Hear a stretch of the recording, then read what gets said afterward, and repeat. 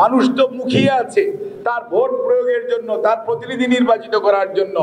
মানুষকে এরকম ভোটাধিকার প্রয়োগ থেকে যদি বেশি দিন বিরত রাখেন, তাহলে বাংলাদেশের গণতন্ত্রগামী মানুষ যে খুব সবসময় আপনাদের পাশে থাকবে, এটি ভাবা সঠিক নয়।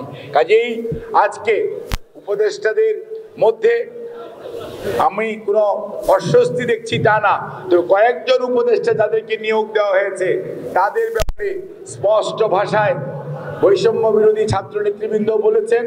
আমি একজন প্রফেশনাল বলতে চাই, যাদের কিছু কিছু আছে যাদের ওই সকল ডিপার্টমেন্ট পরিচালনা করার কোনো অভিজ্ঞতা নাই, যারা স্বৈরাচারের দূষর ছিল, স্বাস্থ্যের যে সহকারী প্রতিমন্ত্রী মর্যাদায়, সে জাতীয় পার্টির সময় জাসদ রবের সাথে ছিল, এবং রব সাহেব যখন মন্ত্রী ছিল তখন তাদের সাথে ছিল। 96 যখন আবার আওয়ামী লীগ সরকার এসছে তখনও তাদের সাথে ছিল। আবার যখন এই 111-এর পরে 2008 নির্বাচন এসছে, তার পরবর্তীতে যখন তারা ক্ষমতাসীন হয়েছে তখন তারা কিন্তু এই ভদ্রলোকে আওয়ামী লীগের সাথেও ছিলেন, আবার এখন অন্তর্বর্তীকালীন সরকারের সাথে আছে।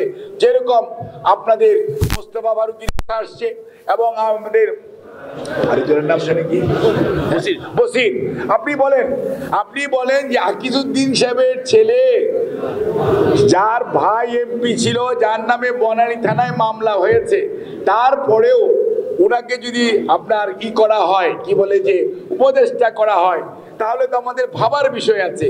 তারপরে এমন কাউকে উপদেষ্টা করা হয়েছে যারা আগের সরকারের কোন দেশে তারা দূত ছিলেন, তাদের মানে অর্থাৎ হাই কমিশনার ছিলেন, তাকে উপদেষ্টা করা হয়েছে, অর্থাৎ এবং আগের সরকারের দূষর ছিলেন, এইরকম অনেক কর্মকর্তাকে উপদেষ্টা করা হয়েছে।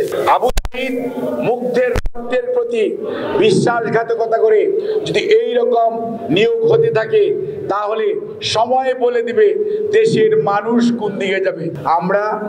আমার বাংলাদেশ জাতীয়তাবাদী দল এই অন্তর্বর্তীকালীন সরকারকে তাদের দায়িত্ব পালনে সহযোগিতা করার জন্য অঙ্গীকারবদ্ধ, আমরা করব। কিন্তু আমরা এও বলতে চাই যে আপনারা দায়িত্বশীলতার পরিচয় দিন। 50 বছরের ওয়ারেন্টি আর বাহারি ডিজাইনের মুস্তফা ইউপিভিসি ডোর, কাটিয়ে দিন নিশ্চিন্তে 50 বছর। Mustafa uPVC door, excellence with durability. আমাদের দলের মহাসচিব আমাদের দলের পক্ষ থেকে আগামী দিনে গণতন্ত্র ফেরার রোড ম্যাপের কথা বলেছেন, সেটি যে কয়দিনই হোক সেটি আপনাদের বলা উচিত, এবং তাহলেই মানুষ আশ্বস্ত হবে। অতীতকে মনে রাখবেন, ধরে বসে থাকবেন না, কিন্তু ওটির উপর বেস করেই আপনাকে সামনের কর্মসূচি নির্ধারণ করতে হবে। কোনো অবস্থাতেই অতীতকে ভুলে গেলে আপনি ভুল করবেন, তাহলে আবারও আপনারও সেই অতীতের মতো পরিণতি হওয়ার সম্ভাবনা থাকবে।